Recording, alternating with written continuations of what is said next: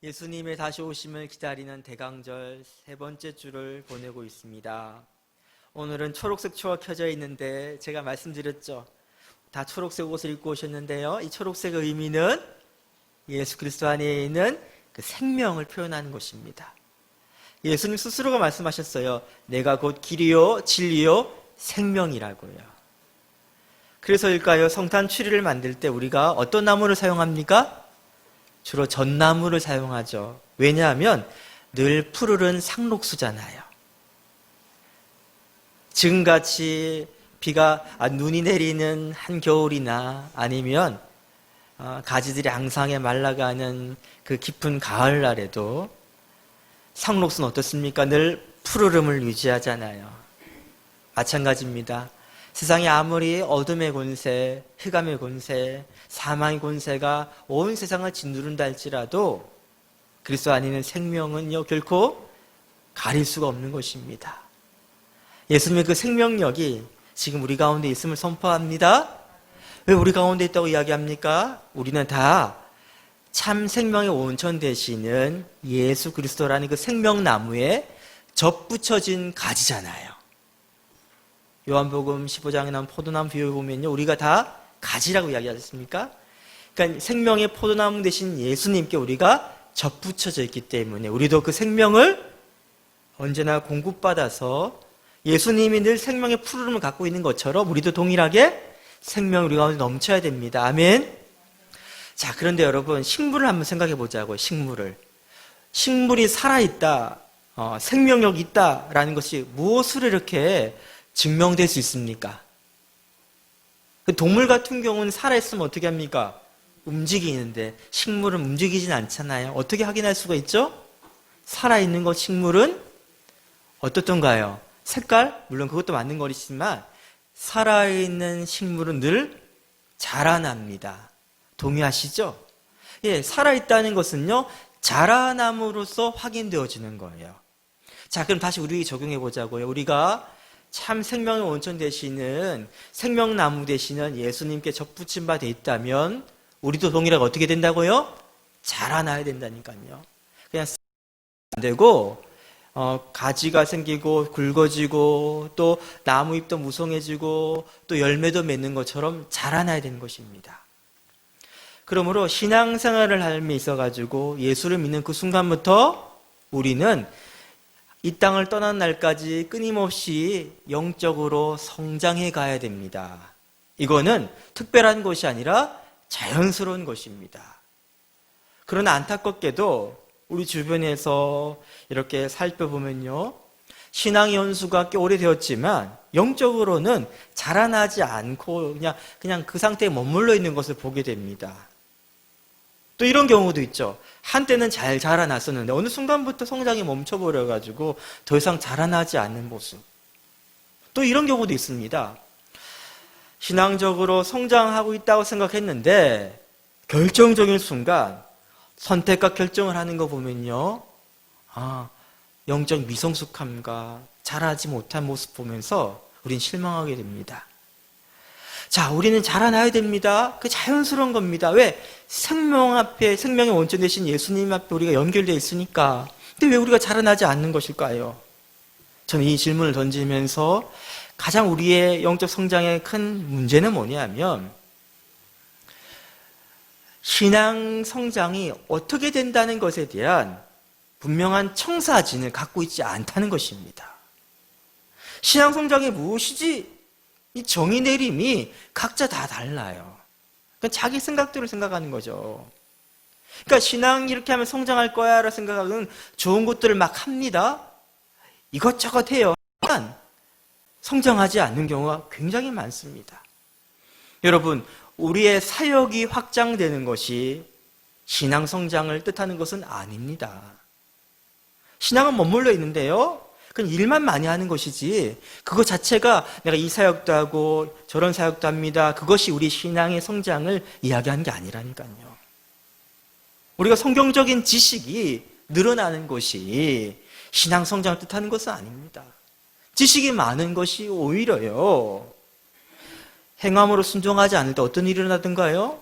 또 왜곡된 지식을 알게 될 때 어떤 일이 일어나든가요? 머리 큰 가분서가 되어서 사람들을 판단하며 정죄하는 사람이 되잖아요. 이 모습은 신앙 성장의 모습이 아니잖아요. 여러분, 우리가 신앙 성장이 무엇인가? 그 청사진이 꼭 필요합니다. 이 청사진이라는 말은 일종의 설계도 같은 것입니다. 자, 집을 짓기 전에 건축가는요, 그 설계 도면을 가지고 있습니다. 그 청사진, 파란색 도면에는요, 자세하게 수치까지 기입돼가지고 다 존재합니다. 다시 말하면, 아직 집은 존재하지 않지만, 이 도면 안에서는 이미 존재하는 건 다름없는 것이죠. 자, 이 설계 도면이 있어야지요, 집을 제대로 지을 수가 있는 거예요. 신앙도 마찬가지입니다.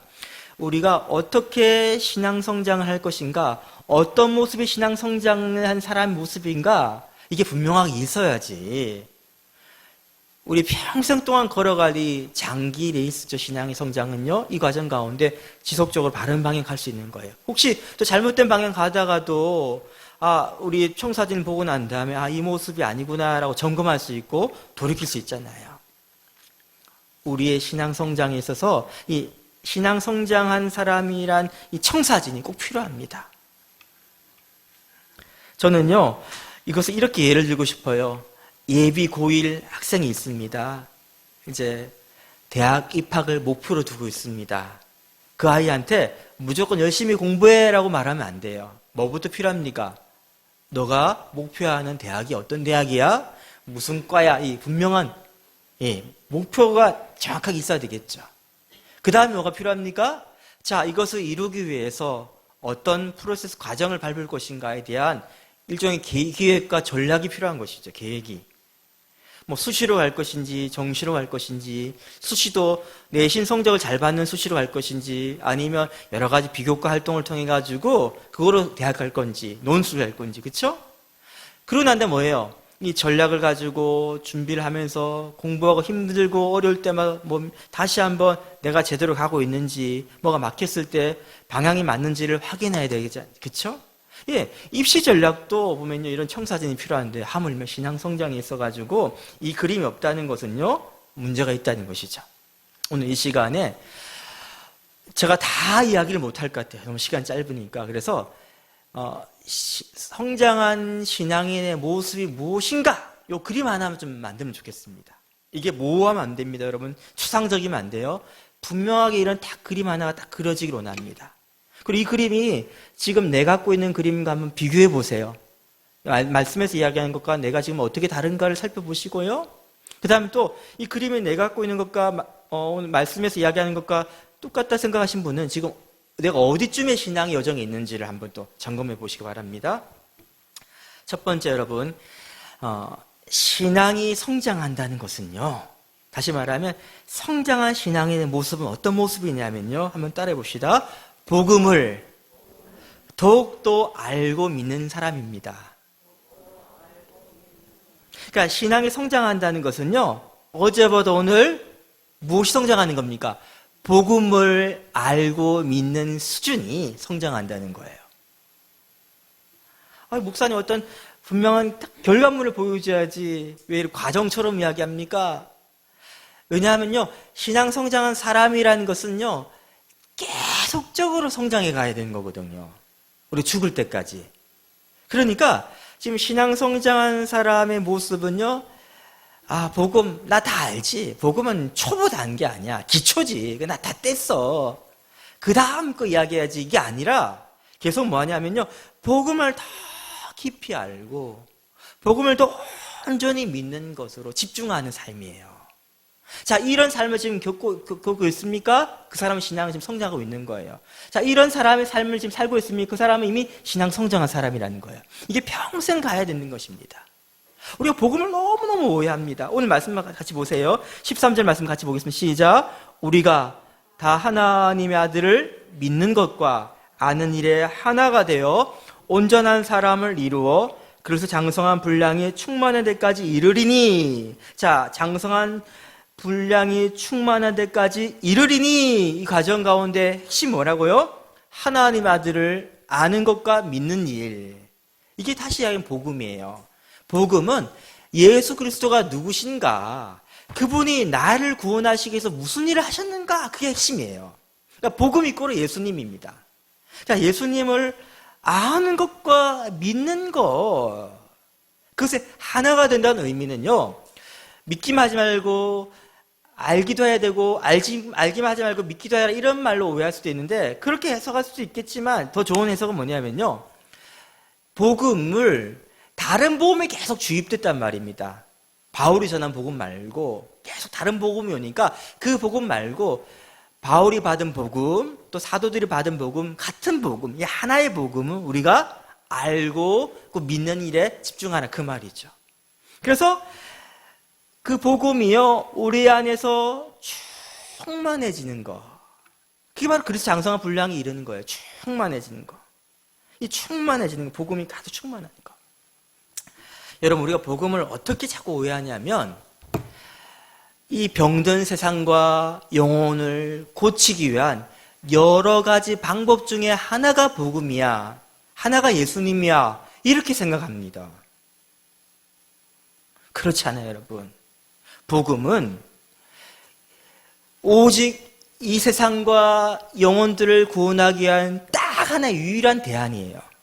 그리고 이 대안은 이미 완성된 대안입니다. 좀 말이 좀 어려웠는데 한번 제가 예를 들어 드릴게요. 우리가 암에 걸려도 생각해 봅시다. 암 걸리면 어떻게 합니까? 여러 치료 방법이 있죠. 뭐 항암 치료도 받기도 하고, 또요, 그 다음에 뭐 방사선 치료도 받기도 하고, 그게 힘들면 외과적인 수술을 받기도 하죠. 그렇죠? 자, 이거 한 가지만 하는 것이 아니라 다양하게 합니다. 또 신약이 개발됐다면 그것도 막 해요. 그래서 뭡니까? 어느 하나라도 걸려가 나오면 되는 거예요. 자, 이런 방식이죠. 그렇죠? 근데 복음은 그게 아니라는 거예요. 병든 세상과 인류를 구원하기 위한 딱 하나, 유일한 방법이 복음이라는 겁니다. 자, 백신이 여러 가지 있는 게 아니라요, 딱 한 가지 약밖에 없다는 거예요. 그리고 여러분 보세요. 자, 이 약을 받는 거, 이 대한치료법 받는 것은 이미 완성되었다고 제가 선포했죠. 다시 말하면 복음을 통해서 우리가 구원을 받는데, 이 과정 가운데 그러면 인간은 아무것도 하지 말라는 말입니까? 그런데 사람도 선한 행위를 해야 되겠죠. 뭔가 율법을 더 지켜야 되겠죠. 이렇게 말하면 안 된다는 거예요. 이미 우리를 위한 놀라운 구원을 이미 완성하셔서 우리 하나님께서 우리에게 선물로 주신 거예요. 예수님 통해서. 그것이 이미 완성됐으면 받아야지, 거기 완성된 것이 아니라 내가 개입해가지고 내가 뭔가 이렇게 기여할 수 있는 여지가 있다고 생각하는 순간부터 복음을 왜곡하는 게 되는 거예요. 여러분, 복음은 우리 가운데 이미 주어졌습니다. 아멘. 그래서 이 복음을 믿음으로 받아들이는 것이 핵심입니다. 다른 방법 필요 없어요. 요거 한 가지면 됩니다. 다른 거 덧붙이면 안 됩니다. 이것만이 유일한 우리의 구원의 길입니다. 아유, 그러니까 목사님, 예수 믿는 사람들은요, 막 사는 거예요. 믿기만 하면 된다니까요, 막한 행위를 하고 사는 거죠. 믿으면 되니까요, 막 죄 짓고 막 사는 거예요. 여러분, 그거는 지금 행함이 부족한 것이 문제가 아니라 복음을 제대로 모르기 때문에 문제인 거예요. 복음을 믿지 않는 게 문제라는 거예요. 보세요, 우리는 자꾸 복음으로 충분하지 않다 여기고 난 다음에 덧붙여 율법을 자꾸 더하려고 합니다. 그런데 문제 해결은요, 우리 삶 가운데 여러 가지 예수 믿는 사람들 가운데 뭐 교회는 잘 다니지만 밖에 나가서 엉망진창 사는 사람을 보면서 행함도 강조해야 돼, 이렇게 이야기하는 게 아니라 복음을 좀 더 자세히 좀 알면 좋겠어. 복음이 진짜 뭔지를 안다면, 어떻게 우리를 구원하시기 위해서 하나님께서 생명을 내어주신지 그 가치를 안다면, 그걸 진짜 우리가 알게 되고 진짜 제대로 믿는다면요, 그 복음 안에 행함은 자동적으로 따라올 수밖에 없다는 거예요. 문제 해결이 행함 하나, 행동 하나를 교정 수정하는 게 아니라 복음을 우리가 받아들여야 된다는 거예요. 여러분, 우리는 복음 자꾸 이미 안다고 생각합니다. 하지만 여러분, 저를 포함해 우리 안에 모두가 복음을 완전히 다 아는 사람 아무도 없어요. 무슨 말이냐면, 안다는 의미는요, 온전한 믿음으로 받아들인다는 것인데, 끊임없이 우리가 복음을 들어야 됩니다. 끊임없이 복음을 내 영혼에 와닿게 해야 됩니다. 내 영혼에다가 선포해야 됩니다. 그러니까 우리의 어떤 모든 문제는요, 우리가 복음을 온전히 더 깊이 체득하는 거, 깊이 아는 거, 온전히 믿는 거, 요 한 가지가 제일 중요한 거예요. 다른 게 아니라. 왜 이렇게 이야기하냐면요, 복음이랑 우리랑은 태생적으로 잘 안 맞습니다. 인간 안에 뭐가 있냐면요, 여러분, 죄의 뿌리는 우상숭배입니다. 동의하십니까? 근데 우상이라는 것의 근본은 뭐냐면 바로 돈이 아니라 자식이 아니라 다 뭐예요? 나예요, 나. 나를 섬긴단 말입니다. 나의 의, 나의 자랑. 그러니까 우리는요, 구원을 받는 이 과정들 가운데 끊임없이 내가 뭔가를 기여해가지고, 내가 뭔가를 더해가지고, 그래서 구원이라는 것을 우리가 획득하고자 하는 이 종교성이 우리 가운데 깊이 내재되어 있기 때문에 복음이 그것이 우리가 잘 안 와닿아요. 여전히 우리가 뭔가 하려고 하고, 우리가 뭔가 이루고자 하는 그런 어떤 본성이 있단 말입니다. 그래서 자꾸 성화의 과정도 마찬가지예요. 칭의는 우리가 은혜로 받은 것이고, 성화는 네 노력을 해야지, 이만 우리가 내재됐다니까요. 아무도 안 가르쳐줘도 그건 내재가 돼 있어요. 그래서 신앙 성장을 어떻게 생각하냐면요, 율법적인 행위를 하는 걸 자꾸 착각한단 말이에요. 신앙에 성장한다는 것은요, 더 복음으로 들어가는 거고, 그리고 복음의 은혜의 감격은 털에 머물러 있는 것이고, 복음이 설명하는 우리의 정체성을 확고히 알게 되어가지고, 그래서 복음을 씹고 맛보고 소화되어서 우리의 세포 가운데 다 창척이 되어서 우리가 복음으로 완전히 충만한 상태, 이걸 복음의 내재화랍니다. 머릿속에 머문 복음이 아니라 가슴 가운데, 내 삶의 모든 격 가운데 충만하게 되는 거, 그게 바로 신앙성장이라는 거예요. 여러분, 신앙성장은 다른 거 하지 마시고 제일 중요한 게 뭐라고요? 더 복음으로 들어가세요. 복음을 선포할 때 자꾸 우리 마음과는 다 아는 이야기지, 그래 우리가 알지, 이게 아니에요 여러분. 아는 게 아니라니까 여러분. 좀 하나님 아들이 여러분 사랑해가지고 여러분의 생명을 다 내어주시고 하나님 잘 삼았다는, 이거는 그냥 이럴 이야기가 아니라니까요.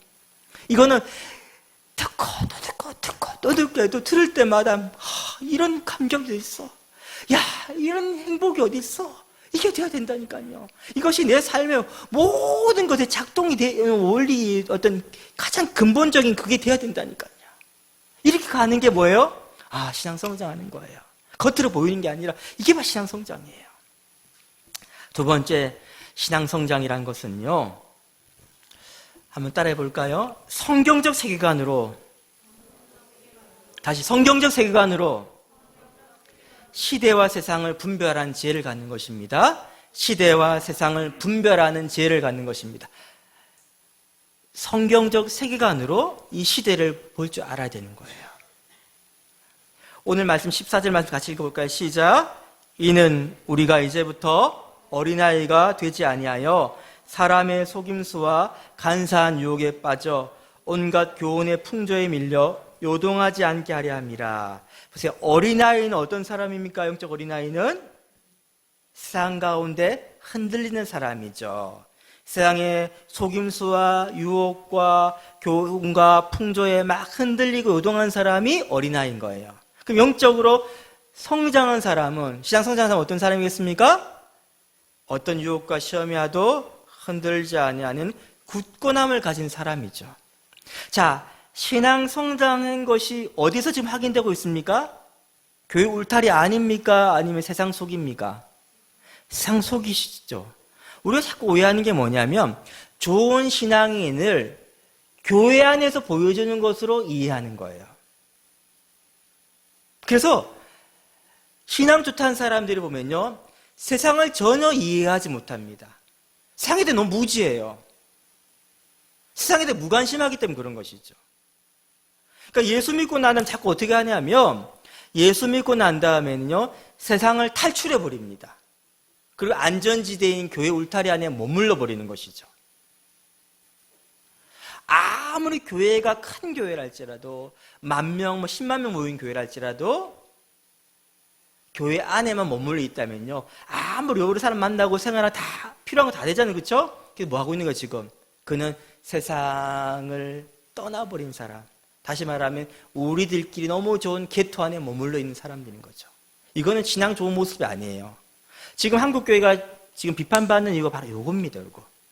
우리는 좋은 신앙인의 모습은 교회 안에 보여지는 모습을 이해하는 거예요. 진짜 신앙 좋다는 건 무슨 말이냐면, 세상 속에서 살면서 성경적 세계관을 가지고 세상에 물들지 아니하고 세상을 변화시켜가는 그 한 사람이 바로 신앙 좋은 사람이에요. 왜냐하면 여러분, 우리가 신앙생활 하는 곳이, 그 현장이 교회 안이 아니고 바로 삶의 일상이, 그곳이 바로 우리의 신앙생활하는 현장이기 때문에 그런 것입니다. 왜냐하면요, 우리의 정체성은 교회란 이 온실 안에서의 좋은 사람이 아니라 세상 속에서 빛과 소금이기 때문에, 산 위에 있는 큰 동네가 숨기지 못할 정도로 그 빛을 발하는 바로 세상 속에서 우리의 정체성이 확인되어지는 것이 바로 우리의 사명이기 때문에. 그 여러분, 우리 이렇게 배웠어요. 어릴 때 저도 그랬어요. 대학 가면 절대 MT 같은 거 가지 말고 선교단체 들어가가지고 그 안에서 교제하고 해라. 안 그러면 서울에 올라가가지고 네가 막 세상 사람들하고 같이 놀다가 탈선할 걱정되기 때문에 그래. 저기 맞는 말입니까? 틀린 말입니까? 틀린 말이에요. 대학 가시면요, MT 가셔야 됩니다. 그 술자리에 참석하셔야 됩니다. 회식 자리도 같이 참석하셔야 됩니다. 물론 그게 굉장히 힘들다는 거 압니다. 굉장히 어려운 일이에요. 불편한 일이에요. 내가 안 맞는 것이기 때문에 거북스러운 일이에요. 하지만 그곳에 가셔야 됩니다. 가셔야죠. 그 세상에 있는 사람들의 아픔과 고통과 애환과 고민을 우리가 공감하고 소통이 되잖아요. 이해할 수 있잖아요. 우리 세상을 섬기는 것이 바로 우리 신앙의 목적이란 말이에요. 만약 나만을 위한 신앙이라면 굳이 어려운 거 할 필요 없는데, 우리의 존재 목적이 뭐라고요? 세상 속에서 신앙인으로 살기 위해서 우리가 존재하는 것이기 때문에 나가야 됩니다. 물론 그냥 나가면 안 되겠죠. 준비되지 않고 나가면 어떻게 일하겠습니까? 동화되어 버리겠죠. 여러분, 분리되지도 않아야 되지만 동화되지도 않아야 됩니다. 그게 어려운 거예요. 그래서 어떻게 됩니까? 성경적 세계관을 가지고 준비되어 가야 되겠죠. 여러분, 하나님의 말씀 우리가 읽지 않은 이유가 뭘까요? 이 말씀이 내 삶의 문제에 무언 답이 되겠어라는 생각이 있는 거예요. 이건 교회 밖에 사람이 아니라 우리의 지금 모습입니다. 하지만 여러분, 단언컨대 이 하나님의 말씀은요, 1.1을 떨어지지 아니하고 우리가 현재 겪고 있는 수많은 문제들, 취업의 문제든, 진학의 문제든, 이성교제의 문제든, 수많은 어떤 사업을 어떻게 할 것인가, 모든 문제, 가정생활 어떻게 할 것인가, 자녀를 어떻게 양육할 것인가, 모든 문제에 대한 답은 하나님의 말씀이 다 있습니다. 정답이 여기 있습니다. 그래서 여러분, 어떻게 우리 자녀를 가르칠 것인가, 양육할 것인가, 어떻게 내 삶에 이런 재정적인 문제를 해결할 것인가, 이런 모든 문제들에 대해서 성경에 답이 있다고 생각하는 순간부터 성경은 다르게 읽는 거예요. 야, 이게 바로 세상이 힘든 풍파 가운데 내가 휘둘리지 않고 바른 길을 걸어가기 위해서는 이게 나의 가장 강한 무기구나. 그래서 뭡니까? 이 말씀을 깊이 연구하게 되는 것이고 말씀 붙잡고 사는 거예요. 여러분, 이 말씀 붙들고 세상 한복판에 서 있는 사람, 이 진리의 빛을 비춰주고 있는 사람, 그 사람이 바로 신앙 좋은 사람입니다. 저는 우리가요, 세상에 대해서 이 공부해야 됩니다. 이해해야 됩니다. 그리고 말씀을 또 공부해야 됩니다. 그래서요, 세상 가운데서 하나님을 대해서 묻는 사람한테, 구원에 대해 진리에 대해 묻는 사람한테 우리가 답을 전해주는 그 사람들이 축복합니다. 세 번째, 신앙 성장한다는 의미는요, 한번 따라해 볼까요? 모든 일에 있어서 예수님을 닮아가는 것입니다. 우리 마지막 절 15절 말씀 같이 한번 읽어볼까요? 시작.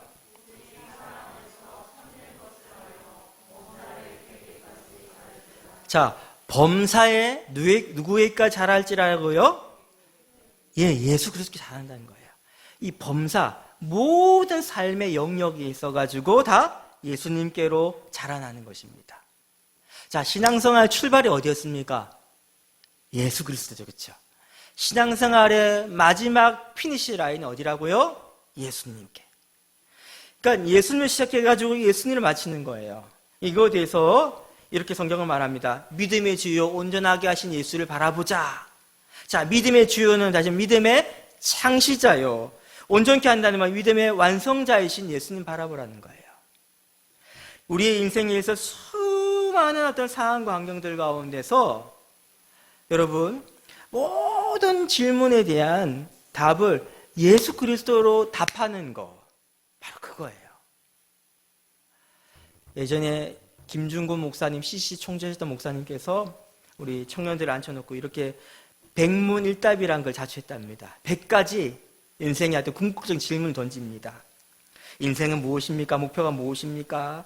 내가 살아가는 삶의 동기가 무엇입니까? 내가 수많은 어떤 100가지 질문 던지고 난 다음에 청중들은 딱 한 가지 대답합니다. 예수 그리스도.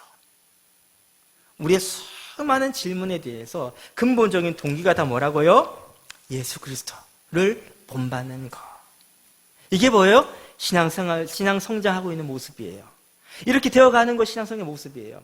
과거엔 재정적인 부분에서는 예수 그리스도가 내 모든 것의 동기가, 내 인생의 동기가 아니었는데, 재정적인 부분에 있어서도 예수님이 진정한 내 인생의 목표입니다를 고백되어지는 거.